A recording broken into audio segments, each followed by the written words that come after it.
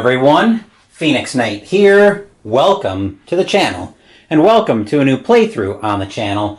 Last time we tried to go up and target for today, we had a freak failure with the intercom before we got off the runway, and we ended up aborting the takeoff. Ended up aborting the mission last time.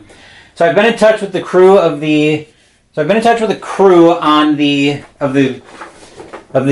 airfield that tends to the Phoenix's Fury, and they're telling me, Phoenix, the bird is all repaired. Whatever happened with the intercom shouldn't happen again. Get back up there, give them hell, and show them why your fury is unrelenting. So we're going to go ahead and try to do that today. But before we can do that, we need to meet the crew that helps me with the unrelenting fury of the Phoenix. In order to help me spread the unrelenting fury of the Phoenix, we've got Jester in the bombardier spot, Ruff's our navigator, Patrick's our pilot, Matthew's our co-pilot, I've got Angel in the engineer and top turret spot, Cypher's in the radio room, Diablo's manning the ball turret, Wolf's on the left waist turret, I've got Sage in the right waist turret, and we've got Tiger in the tail turret. So that's a quick look at the crew. Now let's move over to the main game area and start setting up our mission. Our first order of business for this mission is we need a target. So I'm going to be rolling on my mission target table. I'm going to be rolling 2d10. I've got a blue for the tens digit and a white die for the ones. So we're going to roll and see what we get for a target. That's a 28, so we're being sent to work on La Police. Being sent to work on U-boats.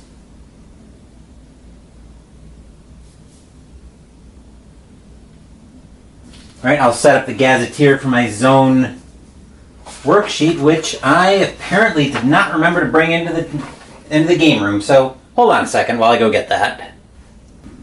Now we've got our target, which I took the liberty of setting up in the zone worksheet once I remembered to bring it back in. So now we need to roll for our position in the combat box formation. So we're rolling 1d6 for that.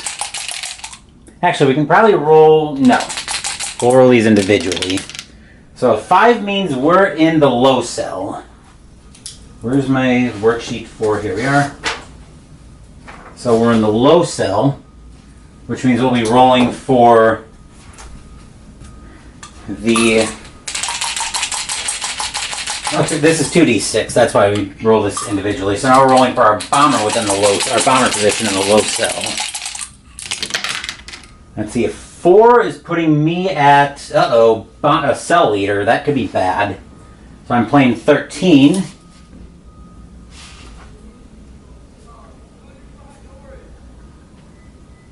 Delightful. So we're the bomber leader. I need to know what... okay, actually, we are rolling again for another bomber position, and we've only flown 2 missions, so we actually roll for that again. I guess they don't want us as the cell leader since we're not that experienced. I can't blame them, though. An 11 is probably... nope, we're tail end Charlie. We're bomber 18.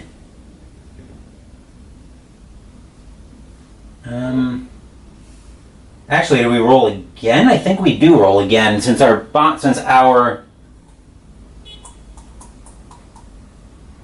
yeah, we roll again since our tail gunner has only flown our 2 missions with us.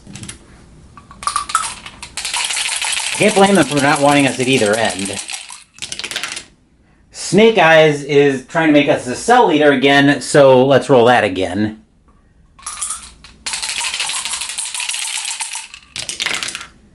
10 is another roll again. Give me a break.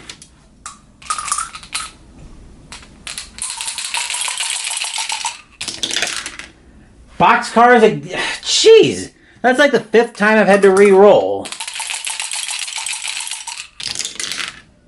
Snake Eyes again. Seriously? 7. Fine, it slipped out of the tower, but I think a 7 is finally workable. Yep, a 7 puts us at bomber 15. Which I'll tip up to the bomber, the crew placement. We'll zoom in. So Bomber 15, it might be a little bit hard to see, but that's us right there. So we'll zoom back out now that we finally have a spot in the cell that we can work with. And so we got target selection, determining formation position for the bomber. Gazetteer is all set up. Bomber's crew members are ready to go. So, B-17 is in Zone 1. With that, we're all set to go. So let's get into this mission and show the world why the Phoenix's fury is unrelenting.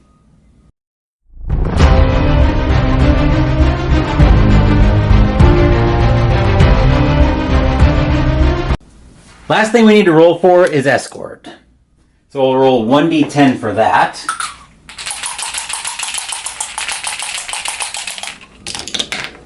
Nine, so in zones 2 through 5 we'll have good escort. Then 6 through 9 we're on our own.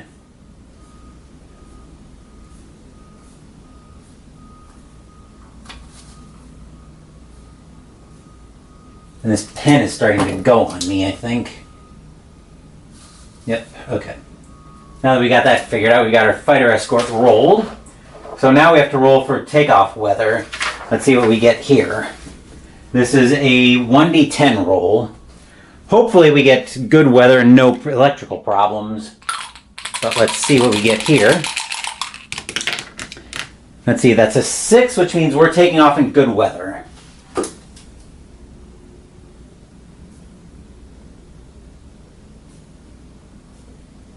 For takeoff, okay.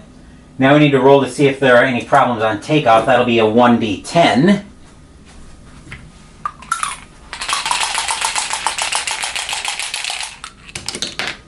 A 1, uh-oh.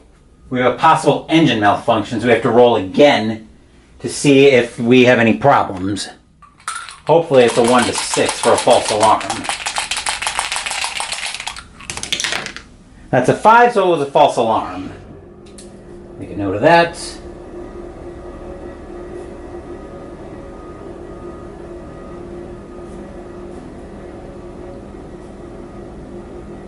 Plane was making me nervous for a second there. So that's a false alarm, which means we're now airborne. False alarm. So yeah, looks like we're airborne, which brings us into our first zone. So first thing we'll do is roll for weather in the zone. I'm going to check what that noise is. I do have the window open, so I'm going to get some fresh air in here. I can't see through the drapes, so looks like there's a car moving in, so hopefully the noise won't be too bad. Anywho, moving back to the mission, we're now airborne over zone 2, so we need to roll for the weather, which I've got tables over here for that. So that'll be a D10 roll. 4, we're starting off with hazy weather.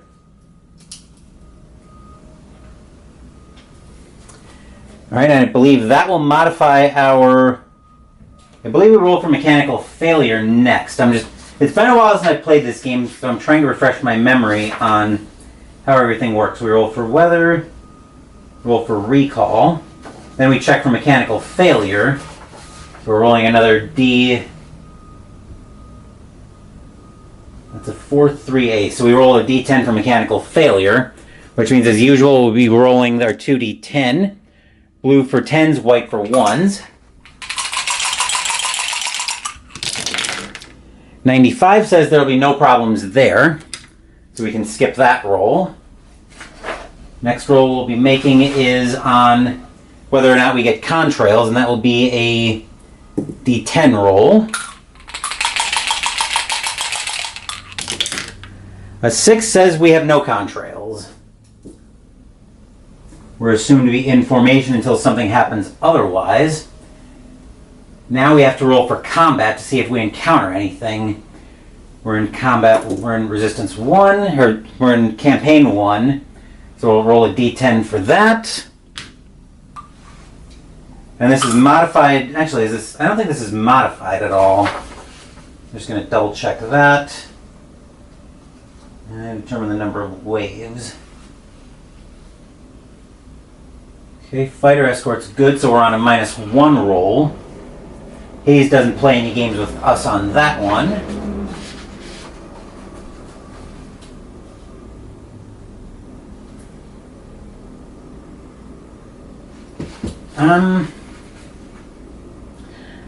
Just double checking something here. Determine the number of fighter waves. Okay. With NA always means no German encounter, so never mind. We actually don't roll for combat in Zone 2. Silly me. Moving up to Zone 3, let's see what the weather is doing here. 4 is Hayes once again. Rolling to see if we have contrails.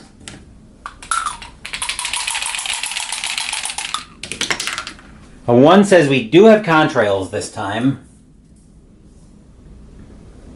We're still in formation. And now we have to roll for resistance. That'll be a D10 roll. Since we're still in a good fighter escort, our cloud cover is -1. This roll is -1. See how much resistance there is. 5 minus 1 is 4, so we're encountering moderate resistance. We have to see how many waves we're encountering. Plus 1 if resistance is moderate.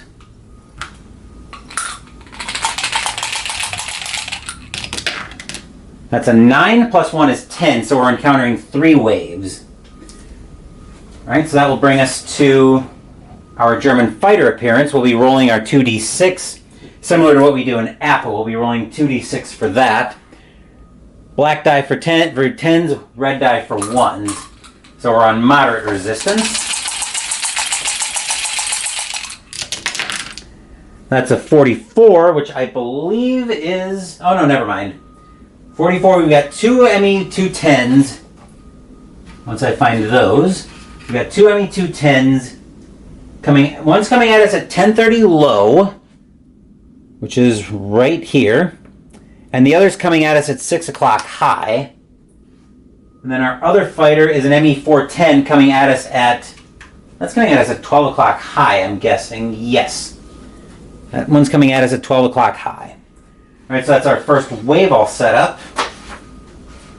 Now we need to roll to see if we roll on table 5-4 to see how many fighters in each wave are driven off. Where is that table? Here we are. 5-4. So we're rolling to see how many under good cover are driven off in each... I believe that's each turn. Driven off by the waves. Okay. First number is the attack of fighters driven off in the first wave. So we're rolling 2d6 for that.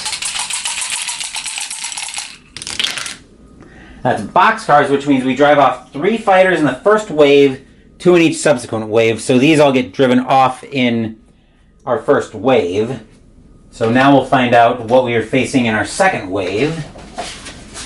Once again, we're under moderate resistance. Back to our D10. That's a 51. We're facing nothing this time, so on our last wave...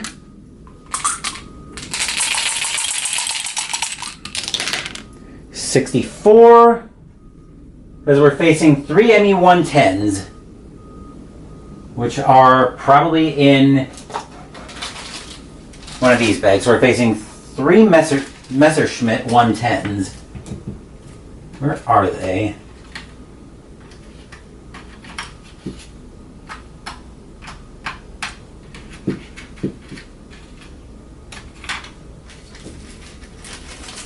I could have sworn I had 110s somewhere here. Here we go. We need 3 of those. 2, 3. Right, that was a 64.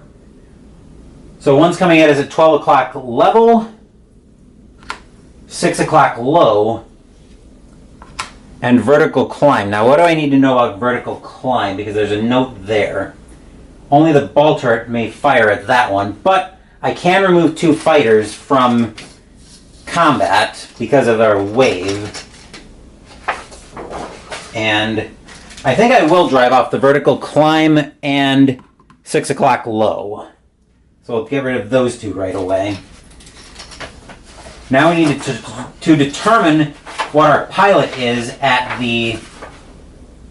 We need to determine what our fighter pilot skill is. Actually, do we determine that now? Bomber fires first. Wait, it seems like we need to know what skill we're at. Oh, I think we assigned that, and then we roll for the pilot skill. Okay. So looking at 12 o'clock level, who can fire at that? I think we'll put the nose gun on that. We'll have the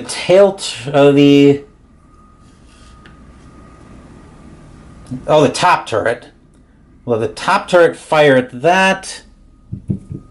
And I think those are the only two who can fire at the ME-110. So now we need to roll for our pilot's skill, and that'll be 1d6.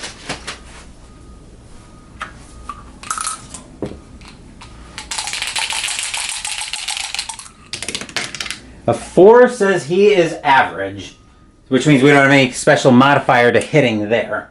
So now that I've got the fighters all lined up, we'll take a shot with the nose gun first. Let me find my fighter over here. So we're taking a shot with the nose gun. We need at least we need an 8 or up.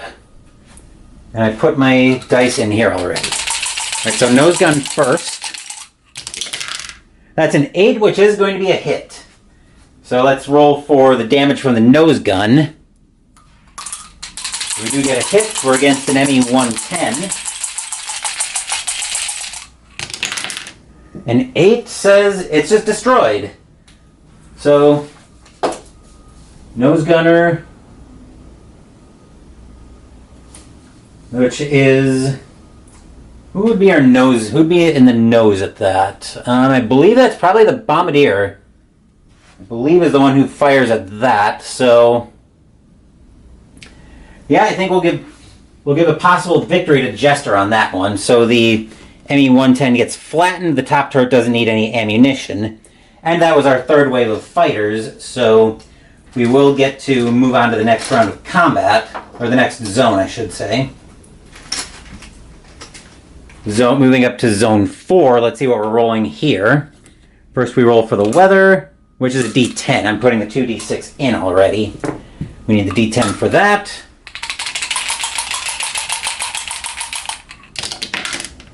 A 10, uh-oh. We're facing 100% cloud cover. So now we have to roll to see if the mission gets recalled, and that's a D10 roll. A 1 to 6 says the mission will get recalled. An 18, I made it close, but the mission will not get recalled. Make a note there. Okay, so next we roll to see if there's any kind of mechanical failure, I believe. Oh, right, we repeat that for each zone. So we'll roll to see if there's a mechanical problem.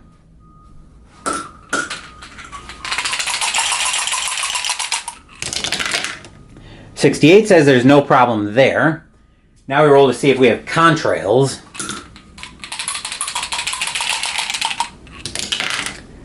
That's a cocked die, so I'll re-roll that.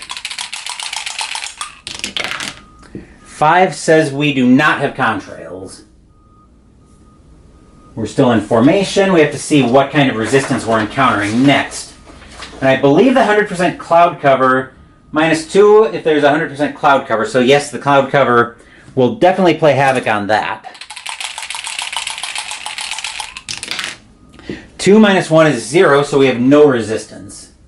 Which means we don't encounter any fighters.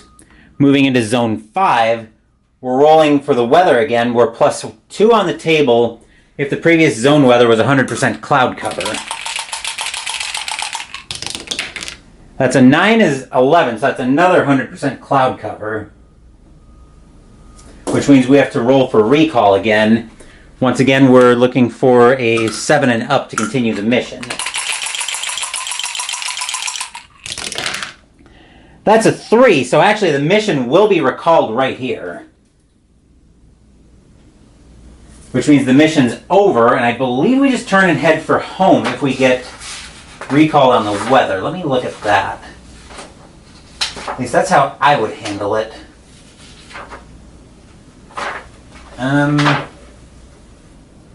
Weather in the zone.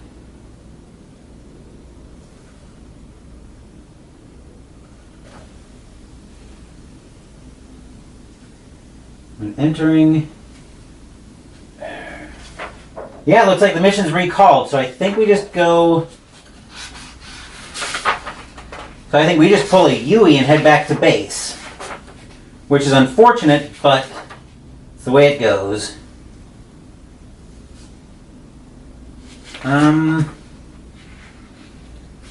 Yeah, so I believe once the mission's over, I believe we go straight back. I believe we turn around, so we'll spend...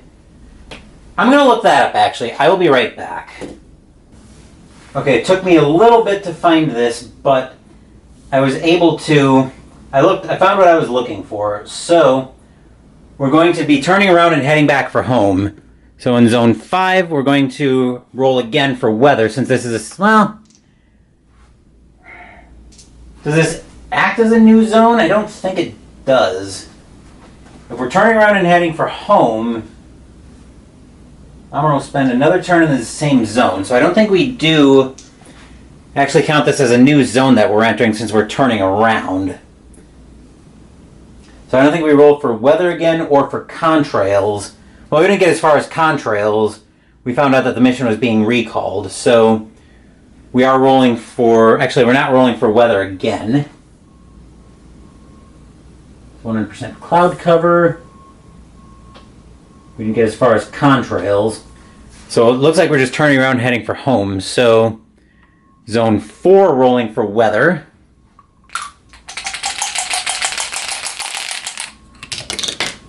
Four plus 2 is 6, which means we're under 50% cloud cover. So the cloud cover is starting to break. We have to see if there are contrails in here. A 3 says we do have contrails. We're assumed to still be in formation, which means we have to also roll for mechanical failure, so I kind of jumped the gun on that. Except we're already being aborted. Except we're... no, we still roll for mechanical failure. That's a... Oh, jeez. So... Okay, never mind. Mission continues, no problem. So we don't roll there. We already rolled for contrails. We do have contrails. We have to see what kind of resistance we're encountering. We are rolling on...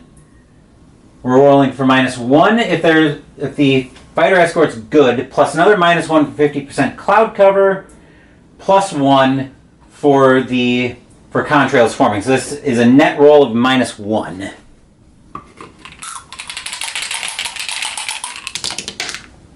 Nine minus 1 is 8, so we're encountering heavy resistance this time. Which means we're rolling for... So we're +2. We have to see what the Germans are sending at us this time. We're also +1 if the bomber cell is low. I forgot about that. So we're rolling at a net +3. That's a 2 plus 3 is 5, so we're only encountering one wave at least. But we need to roll for what wave we're encountering. That's back to our 2d6 once again.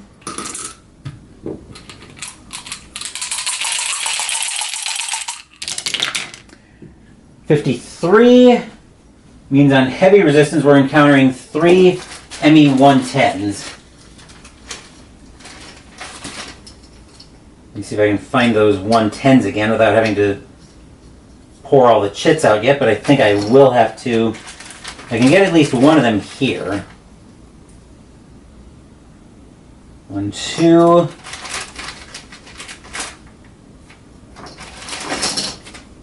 3. Alright, that was a 53. So one's coming at us from 12 o'clock level. Another from 1030 high. And the third from 6 o'clock low. But since this is our first round of combat and we have good fighter escort, we have to roll to see how many fighters get driven off. Based on how much cover we have. There we are, 2d6.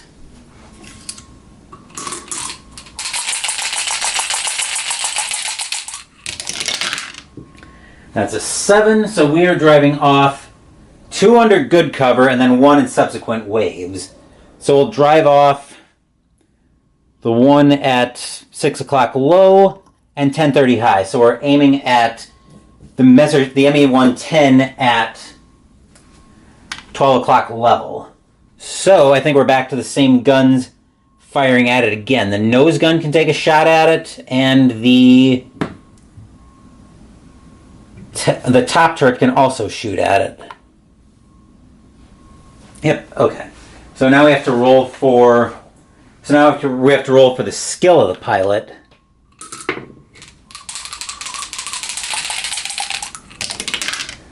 Our German pilot this time is an ace, which means he'll be a -1 to trying to hit him. So there we are. We've got the ace chit there. So now we're rolling for our attack. We'll attack with the nose gun first, using another ammo from there, using our 2d6, and we're at a -1 on this roll.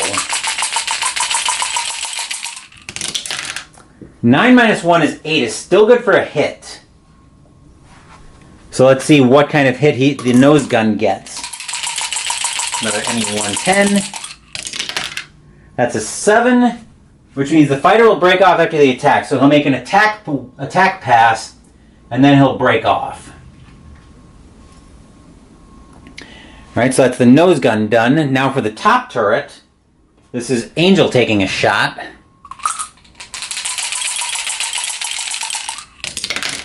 7 minus 1 is 6. He will miss, which means the fighter will attack. Will attack normally. So Jester is going to score another hit, but it's not an air victory. Which means the fighter will get to attack. I'm trying to find the German attack roll. Oh, it's the offensive fire chart, so we're at 2d6 roll. He's making this at a net -1 because he's going to be a break-off after the attack, but he's an ace. So -1 there. From 12 o'clock level, he wants a 9 up to score a hit.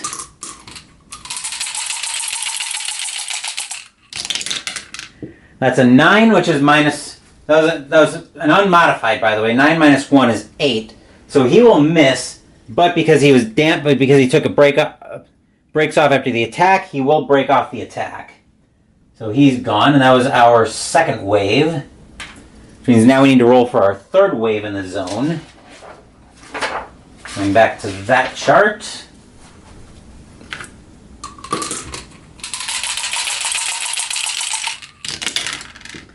That's a 12, which means we'll be encountering 2 ME-109s, one at 130 high, the other at 9 o'clock level. So we'll grab 2 ME-109s, 130 high.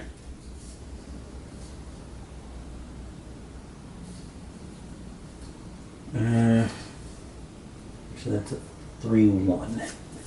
Alright, so I was just making a note here. That's a 21. Actually, hold on, that's a 21. I've been reading black as 1s, as 10s, red as 1s.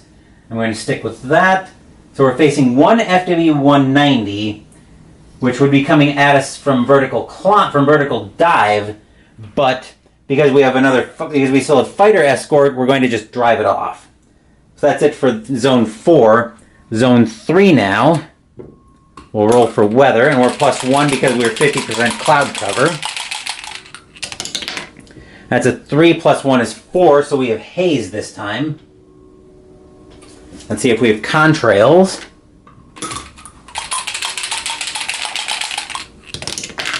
An 8 says we do not have contrails. We're still in formation.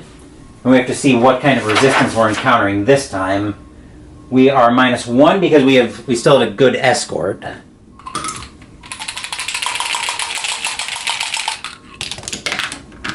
That's a 10 -1 is 9, so we're encountering heavy resistance.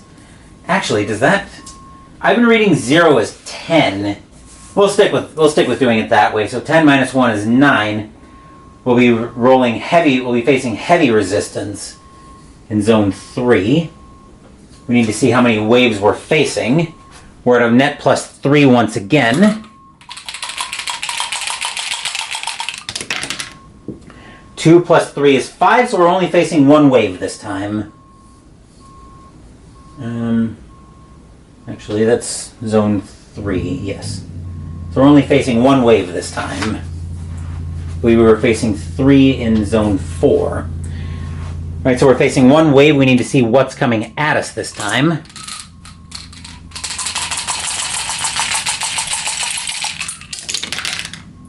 That's a 41, which is a 109 at 6 o'clock high. So 6 o'clock high is right there. But we're going to just drive it off because our fighter... Actually, let's see how many we get to drive off. I'm pretty sure under good cover we'll be able to drive it off anyway. So we need our 2d6.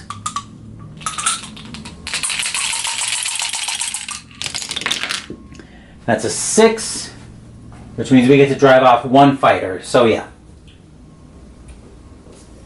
So we'll be able to drive that off, and since that was our only fighter that we were facing in this zone, we're back into zone 2, which I believe we're not encountering anything anyway. So now we're in zone 1 trying to land this plane. So that brings us back to the procedure for landing.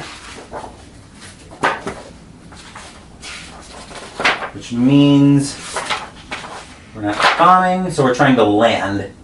Roll for weather over the base on 3-1. Which brings us back here, weather over base, so we're rolling 1d10 for that.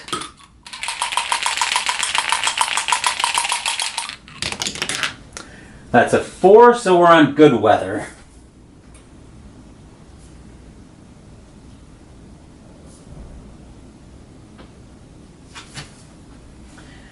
Okay, so now I believe we just go straight to 7-1 trying to land. Which should be in here, yep. Okay, so we need 2d6 for that. I believe we don't have any modifiers here. I think we're still landing with bombs on board, actually, because we had to turn around. So yeah, that's the way I'm going to handle this. We're rolling at a -4 still with bombs on board. Are there any other modifiers? No. So we're just -4.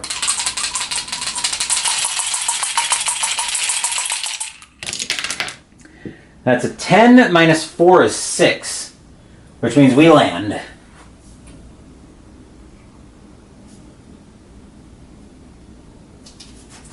Okay, so we managed to get the plane down clean. So we have to roll to see if we get our victory. So Jester got to claim 1 shot down. 1 shot down, but we have to roll on a d12 to see if we get credit for the victory. Actually, it's a 2d6 roll. We'll roll for this. That's an 8, which means the higher ups tell Jester to get bent, so they don't give him credit for his victory. And I think that is pretty much it. So that will do it for our very short mission of target for today. At least we have to go up this time. Tomorrow morning, we're going to be starting a background playthrough on Interceptor Ace, which looks to be very similar to some of the other games that we've featured from Compass Games on the channel. And tomorrow afternoon, we're probably also going to be finishing Mystical Munchies tomorrow with the dessert Papanazi, which is just donuts. Then tomorrow afternoon, we'll be playing Age of Innovation from Fureland Spiel. Thank you for watching the video. Please give the video a thumbs up and subscribe to the channel. Be sure to turn on notifications so you get my content. Be well, stay safe, take care of yourselves and your loved ones, and I'll be back with more videos in the future. Until then, take care everyone.